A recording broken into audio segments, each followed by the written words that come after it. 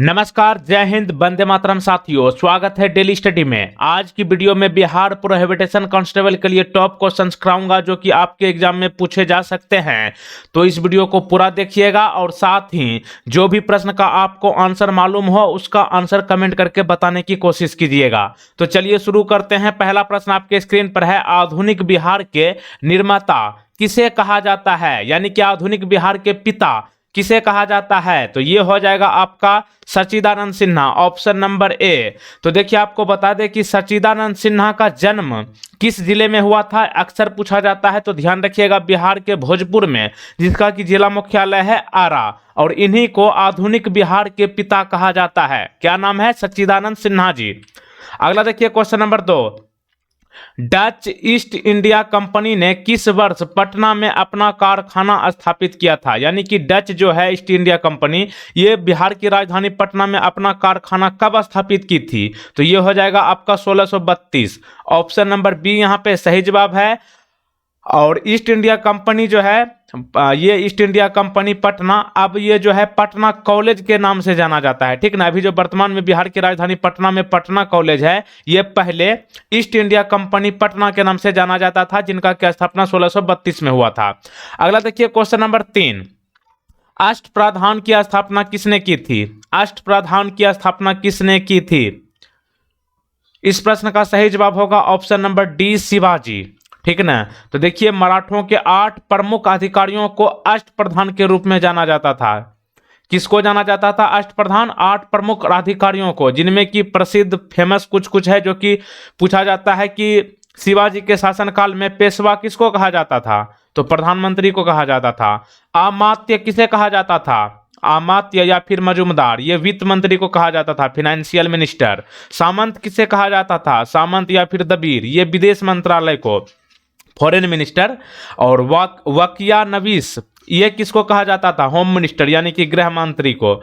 और पंडित राव किसको कहा जाता था? उच्च पुजारी, यानी कि ये पूजा करने वाला को कहा जाता था पंडित राव, ठीक ना। तो इसको आप जरूर ध्यान रख लीजिएगा। अगला देखिए क्वेश्चन नंबर 4, मध्यकालीन भारत में मनसबदारी प्रणाली क्यों शुरू की गई थी। मध्यकालीन भारत में मनसबदारी प्रणाली क्यों शुरू की गई थी। तो ये प्रश्न का सही जवाब हो जाएगा आर्मी में, यानी कि सेना में भर्ती होने की सुविधा के लिए जो है मनसबदारी प्रणाली की व्यवस्था शुरू की गई थी। अगला देखिए, किस मुगल शासनकाल में चित्रकला चरम बिंदु पर पहुंचा। यानी कि चित्रकला जो है किस मुगल शासक के समय जो है ज्यादा पॉपुलर हो गया। तो ये हो जाएगा आपका जहांगीर, ठीक ना। ऑप्शन नंबर ए, इसको याद रखिएगा। इस तरह से चित्रकला मतलब चित्र जो है जहां जहां जाएगा वो उतना ही उस जगह पे बढ़ता जाएगा। तो यहाँ पे आप इस तरह से याद रखिएगा, चित्र जहां जहां जाएगा वहां वहां जो वो पॉपुलर होता जाएगा। तो यानी कि चित्रकला जो है जहांगीर के समय में पॉपुलर हो गया, यानी कि ज्यादा लोग तक पहुंच गया। अगला देखिए क्वेश्चन नंबर 6, कौन सा बंदरगाह गुप्त काल के दौरान उत्तर भारतीय व्यापार के लिए उपयोग में था। इनमें से कौन सा बंदरगाह जो है गुप्त काल के समय उत्तर भारतीय व्यापार के लिए उपयोग में था। तो ये हो जाएगा आपका ताम्रलिप्ति, ठीक ना। इनका क्या नाम है? ताम्रलिप्ति। और ताम्रलिप्ति का दूसरा नाम क्या है? ताम्रलिप्ता। और ये आधुनिक भारत में बंगाल की खाड़ी के एक प्राचीन शहर का नाम था, ठीक ना। क्वेश्चन नंबर 7 देखिए, A गैलरी ऑफ रास्कल्स, ये एक किताब है, A गैलरी ऑफ रास्कल्स। इस किताब के लेखक कौन है? Who is the book author name of A gallery of Rascals. Right answer यहाँ पे होगा रस्किन बॉन्ड, ठीक ना। इसको इस तरह से याद रखिएगा। रस्कल्स देखिए किताब का नाम भी है बीच में, और रस्किन यहाँ के लेखक का भी नाम है। तो option number B, Ruskin Bond जो है A गैलरी ऑफ रास्कल्स पुस्तक के लेखक है। क्वेश्चन नंबर 8 देखिए, प्राचीन भारत की निम्नलिखित लिपियों में से कौन सी एक दाएं से बाएं लिखी गई थी। जैसे कि हम लोग अभी लिखते हैं ना देवनागरिक, एग्जाम में जाते होंगे मैट्रिक इंटर वाला में, तो वहां पे आप देखिएगा देवनागरिक लिखते हैं वहां पे। तो यही है आपका लिपियों के बारे में पूछा गया है कि प्राचीन भारत के समय में कौन सी लिपि दाएं से बाएं लिखी गई थी। तो ये हो जाएगा आपका खरोष्ठी, ठीक ना। देखिए हम लोग जो भी देवनागरी लिखते हैं ये बाएं से, यानी कि इधर से इधर लिखते हुए चले जाते हैं। लेकिन प्राचीन भारत में जो है इधर से एक लिखते लिखते इधर आता था बाएं तरफ। तो उस लिपि का नाम था खरोष्ठी, यानी कि उर्दू एक तरह से आप कह सकते हैं, उर्दू के तरीके से लिखा जाता था।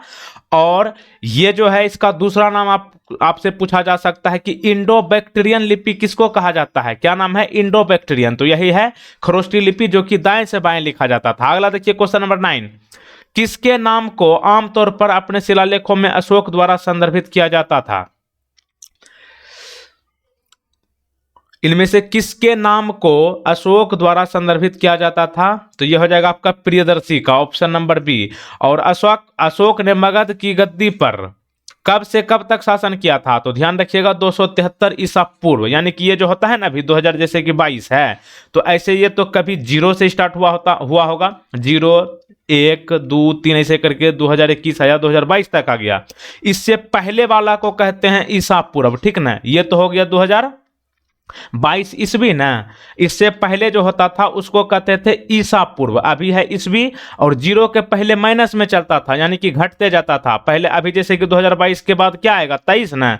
लेकिन ईसा पूर्व जब था ना, तो उस समय होता क्या था, जैसे कि 2050 था, ठीक ना, 2050, तो वो घट के क्या होता था 2049 2048 ऐसे करके, यही है ईसा पूर्व। तो यानी कि अशोक ने 273 ईसा पूर्व से 232 ईसा पूर्व तक मगध की गद्दी पर बैठा था। क्वेश्चन नंबर 10 देखिए, कौन गुप्त काल के दौरान चिकित्सा पर अपने काम के लिए जाना जाता है? यानी कि इनमें से कौन सा गुप्त काल के समय जो है चिकित्सा पर अपने काम के लिए जाना जाता है, यानी कि मेडिकल के क्षेत्र में, डॉक्टरी के क्षेत्र में? तो इनका नाम है आपका सुसूत्र,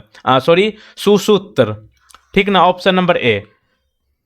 अगला देखिए, बिहार में स्वराज दल की स्थापना किसने की थी? यहां पे बात हो रही है स्वराज दल की स्थापना अपने स्टेट बिहार में किसने की थी इसकी स्थापना? तो ये हो जाएगा श्री कृष्ण जी, यानी कि बिहार के प्रथम मुख्यमंत्री। तो देखिए, मोतीलाल नेहरू और चित्तरंजन दास ने स्वराज दल की स्थापना बिहार में की थी, और स्वराज दल की एक शाखा बिहार में बनाई गई थी, जिसका नेतृत्व 1923 में श्री कृष्ण सिंह जी ने किया था। और यही श्री कृष्ण सिंह बिहार के पहले मुख्यमंत्री बने थे। और कुछ दिन पहले आप न्यूज में सुने होंगे कि बिहार के मुंगेर, जो कि योग नगरी के नाम से जाना जाता है, मुंगेर, डायरेक्ट प्रश्न पूछ लेता है कभी कभी कि योग नगरी किस शहर को कहा जाता है? मुंगेर को। तो मुंगेर में जो है एक ब्रिज का यहाँ पे उद्घाटन किया गया है गंगा नदी पर, जिनका उस ब्रिज का नाम रखा गया है श्री कृष्ण सिंह सेतु, ठीक ना, श्री कृष्ण सेतु। तो वो नाम जो है मुंगेर ब्रिज का, मुंगेर पुल का, यही बिहार के पहले मुख्यमंत्री के नाम पर रखा गया है। मुंगेर ब्रिज का क्या नाम? श्री कृष्ण सेतु। डायरेक्ट प्रश्न पूछ लेगा कि श्री कृष्ण सेतु बिहार के किस जिले में है और किस नदी पर है? तो ध्यान रखिएगा, श्री कृष्ण सेतु मुंगेर में हाल ही में उद्घाटन हुआ है। श्री कृष्ण सेतु का गंगा नदी पर बना है, और इसको योग नगरी कहा जाता है मुंगेर को। और यहाँ पे भीमबंध वाइल्ड लाइफ सेंचुरी है, इसको आप ध्यान रख लीजिएगा। अगला देखिए क्वेश्चन नंबर 12, स्वराज दल के पहले अध्यक्ष कौन थे? स्वराज दल की स्थापना जो कि बिहार में की गई थी, इसके पहले अध्यक्ष कौन थे? तो ये थे आपका Narayan Prasad, option number A. और यहां पे डायरेक्ट पूछ लेगा कि स्वराज दल के पहले सचिव कौन थे? तो अब्दुल बारी। क्वेश्चन नंबर 13 देखिए, बिहार प्रांतीय किसान सभा का गठन किसने किया था? कई बार तो ये पूछा जा चुका है, बिहार पुलिस कांस्टेबल में पूछा गया है, फायरमैन में भी पूछेगा इसको, और कई बार पीछे पूछा जा चुका है। और वहां पे आप ड्राइवर वाला में भी ये प्रश्न देख लीजिएगा। बिहार प्रांतीय किसान सभा की गठन जो है स्वामी सहजानंद सरस्वती जी ने की थी। कब की थी? 1929 में। तो इसको आप ध्यान रख लीजिएगा। अगला देखिए क्वेश्चन नंबर 14, किस दिल्ली सुल्तान ने अधिकतम नहरों का निर्माण किया था? ये जो नहर होता है, जिसको आम भाषा में हम लोग छोटी या बड़ी नाली कहते हैं, ये अधिकतर नहरों का निर्माण जो है किस सुल्तान के समय में हुआ था? तो उनका नाम था Firoz Shah Tughlaq, option number A. और फिरोज शाह तुगलक का जन्म कब हुआ था? 1309 ईस्वी में। और अंग्रेज इसे कई बागों और नहरों के कारण सिंचाई विभाग का पिता कहा जाता है, तो कहते थे। तो यहाँ पे डायरेक्ट प्रश्न पूछ लेगा कि सिंचाई विभाग का पिता किसे कहा जाता है? तो ध्यान रखिएगा, फिरोज शाह तुगलक को, जो कि नहरों का निर्माण सबसे ज्यादा किए हैं। अगला देखिए क्वेश्चन नंबर 15, बंगाल की खाड़ी में चोरी के लिए आधार के रूप में हुगली का इस्तेमाल किसने किया? हुगली जो कि नदी है, ये बंगाल की खाड़ी में चोरी करने के लिए इसका इस्तेमाल किया था पुर्तगाली, ऑप्शन नंबर सी, ठीक ना, पुर्तगाली। वास्को डी गामा, जो कि आप सुने होंगे कि भारत में सबसे पहले पुर्तगाली कहाँ आया था? तो गोवा के कालीकट, ठीक ना, वही है। अगला देखिए, किसके नेतृत्व में ठगों का दमन हुआ था? इनमें से किसके समय में ठगों का दमन, यानी कि ठग जो चीटर नहीं बोलते हैं, ठगने वाला, तो तो वो उसका खत्म पतन हो गया था, तो उनका नाम था किसके समय में, कप्तान स्लीमैन। ऑप्शन बी को सही जवाब कर दीजिए। अगला देखिए क्वेश्चन नंबर 17, 1930 में महात्मा गांधी जी ने सविनय अवज्ञा आंदोलन कहां से शुरू किया था? सविनय अवज्ञा आंदोलन की शुरुआत 1930 में महात्मा गांधी जी ने कहां से शुरू किया था? तो ये हो जाएगा आपका साबरमती। ऑप्शन नंबर डी यहां पे सही जवाब हो जाएगा। क्वेश्चन नंबर 18 देखिए, 1922 के सारा बंदी अभियान का नेतृत्व किसके द्वारा किया गया था? सारा बंदी अभियान का नेतृत्व किसने किया था 1922 में? तो इस प्रश्न का सही जवाब हो जाएगा सरदार वल्लभ भाई पटेल। Option number B. और कभी कभी पूछा जाता है कि सरदार वल्लभ भाई पटेल का जन्म कब हुआ था? 1875 में। तारीख क्या थी? 31 अक्टूबर। और कहां हुआ था? गुजरात के नाडियाड जिला में हुआ था। अगला देखिए, भारत के विभाजन के समय भारतीय राष्ट्रीय कांग्रेस के अध्यक्ष कौन थे? जिस समय भारत विभाजन हुआ था उस समय भारतीय नेशनल यानी कि इंडियन नेशनल कांग्रेस के अध्यक्ष कौन थे? तो ये हो जाएगा आपका JB Kripalani. Option number A. Question number next देखिए, 20 नंबर, अफगानिस्तान के प्रति आक्रामक नीति का पालन करने वाला वायसराय कौन था? अफगानिस्तान के लिए आक्रामक नीति का पालन करने वाला वायसराय का नाम था Lord Lytton. Option number B यहां पे सही जवाब कीजिए। और लॉर्ड लिटन जो है 1876 से 1880 तक भारत का वायसराय रहा था, ठीक ना। और इसने द्वितीय एंग्लो अफगान युद्ध को भड़काने के लिए मान्यता मिला है, यानी कि इन्हें श्रेय दिया गया है। क्वेश्चन नंबर नेक्स्ट देखिए, 21, बिहार में 1857 के विद्रोह का नेतृत्व किसने किया था? ये तो बहुत आसान है, इसमें कोई टेंशन नहीं है। 1857 की क्रांति का नेतृत्व जो है बिहार में कुंवर सिंह ने किया था। Option number C. और कुंवर सिंह का जन्म 1777 में हुआ था और इनका मृत्यु 1858 में हुआ था। और कुंवर सिंह ये बिहार के किस क्षेत्र के राजा थे? जगदीशपुर के थे। जगदीशपुर जो है भोजपुर जिला में है। और कुंवर सिंह का जन्म जो है राजपूत घराने में हुआ था, ठीक ना, उज्जैनिया। क्वेश्चन नंबर नेक्स्ट देखिए, 22 नंबर, बिहार राज्य में वन पूरे राज्य के भौगोलिक क्षेत्र का कितना प्रतिशत है? यानी कि हमारा बिहार जो आपका है पूरे बिहार, इसमें कितना प्रतिशत जंगल में जो है कितना प्रतिशत क्षेत्र में जो है जंगल है? तो ये हो जाएगा 7.75%, ठीक ना। कुल मिलाकर कहें तो 7,299 वर्ग किलोमीटर में जंगल है, ठीक ना, जो कि टोटल क्षेत्रफल का 7.75% है। तो ऑप्शन नंबर ए आंसर कर दीजिए। अगला देखिए, क्वेश्चन नंबर नेक्स्ट है कि बिहार का वह जिला जहां गंगा नदी की लंबाई सबसे ज्यादा है।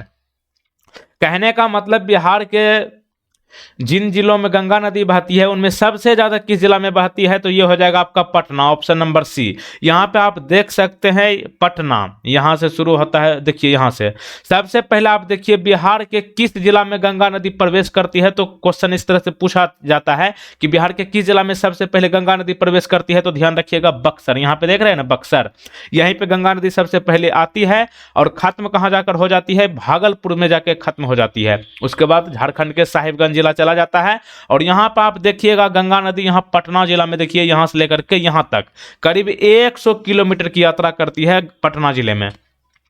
क्वेश्चन नंबर 24 देखिए, 2011 की जनगणना के अनुसार बिहार के किस जिले में जनसंख्या का उच्चतम घनत्व है प्रति वर्ग किलोमीटर दर्ज किया गया है? यानी कि 2011 का जो जनगणना हुआ था उस समय बिहार के किस जिले में जनसंख्या सबसे ज्यादा प्रति वर्ग किलोमीटर में ज्यादा था? तो ये हो जाएगा आपका शिवहर। ऑप्शन नंबर ए। यानी कि आपको बताना चाहूंगा जैसे कि शिवहर जिला है, यहां पर 1 किलोमीटर लंबाई और 1 किलोमीटर चौड़ाई में कुल मिलाकर 1882 आदमी रहा करते हैं, ठीक ना। मतलब सबसे ज्यादा, कम जगह में ज्यादा आदमी। और वहीं बात करें सबसे कम, तो कैमूर जिला में जो है 1 वर्ग किलोमीटर स्क्वायर में जो है 488 आदमी ही रहते हैं, यानी कि कम। यानी कि ज्यादा जगह पर यहाँ पे कम आदमी किस जिला में? कैमूर का जिला मुख्यालय कहाँ है? भभुआ। और सबसे ज्यादा शिवहर में जो है 1882 आदमी 1 किलोमीटर के अंदर रहते हैं।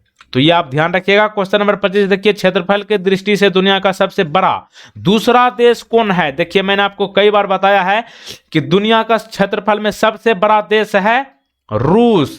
लेकिन यहां पे क्या पूछा गया है? दूसरा। पहला थोड़े ना पूछा है। पहला तो हो जाएगा रूस और दूसरा पे हो जाएगा कनाडा। और कुछ देख लीजिए, तीसरे नंबर पर है, देखिए पहला नंबर पर रूस हो गया, दूसरा पे कनाडा, तीसरा पे संयुक्त राज्य अमेरिका, जिसको आप यूएसए कहते हैं, यूनाइटेड स्टेट अमेरिका, ठीक ना, यूनाइटेड स्टेट अमेरिका। चौथा नंबर पर चीन, पांचवा पे ब्राजील, छठा पे ऑस्ट्रेलिया और सातवें पे अपना प्यारा देश हिंदुस्तान का स्थान है। लेकिन यहां पे बात करें जनसंख्या की, जनसंख्या के मामले में पहला स्थान हो जाएगा चीन का। और दूसरा स्थान हो जाएगा अपना प्यारा देश भारत का, और क्षेत्रफल में भारत 7वां स्थान, जनसंख्या के मामले में दूसरा। हो सके कुछ दिनों में चीन को भी पछाड़ करके इंडिया 1 नंबर जनसंख्या में आ जाए, जो कि भारत के लिए एक दुखद भरा खबर होगा। इसी के साथ यहाँ पे एक क्वेश्चन हम आपके लिए रखे हैं, बिहार में कुल प्रखंड की संख्या कितनी है? कुछ लोग सोचते हैं कि जनसंख्या बढ़ने से जो है कंट्री डेवलप होता है, ये बिल्कुल गलत है। जनसंख्या जितना कम रहे उतना ज्यादा देश या फिर घर परिवार जो भी रहे वो डेवलप करेगा। तो यहाँ पे ये सब आप सोच के आप खुशी मत मनाइए कि जनसंख्या बढ़ जाएगा, हमारा देश पूरे दुनिया में पहले स्थान पर आ जाएंगे कुछ दिनों में, तो ये गलत बात है। बिहार में कुल कितने प्रखंड है ये आप नीचे कमेंट बॉक्स में बताइएगा। जय हिंद, वंदे मातरम।